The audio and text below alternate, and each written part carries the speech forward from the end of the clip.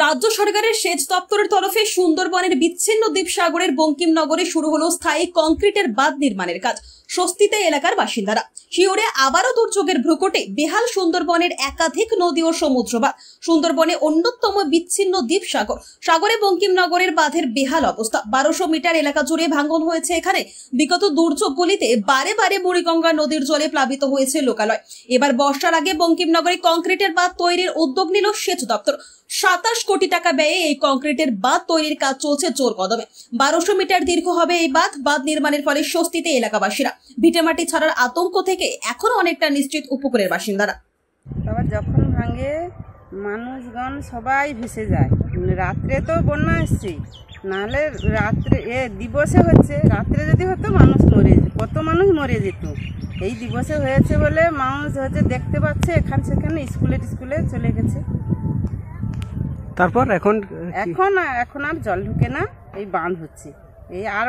এই গত বছর থেকে আমাদের জল ঢুকে না, মানে কন্ট্রাক্টর এমন নিয়েছে, তারা বাঁধ দিচ্ছে।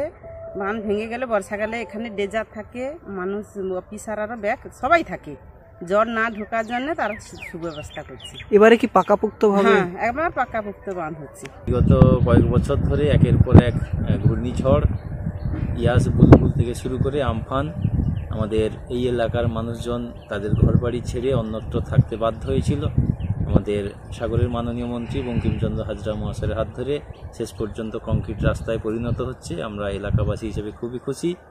আমরা কাজ অলরেডি শুরু হয়ে গেছে। আমাদের 1200 মিটার মতো নদী বাঁধের কাজ হলে আমরা স্থায়ীভাবে এখানে বসবাস করতে পারবো, এই আশা আমাদের আছে। এটাই আমাদের কাছে খুবই আনন্দের, কারণ আমাদের জমি জায়গা সব চলে গেছে।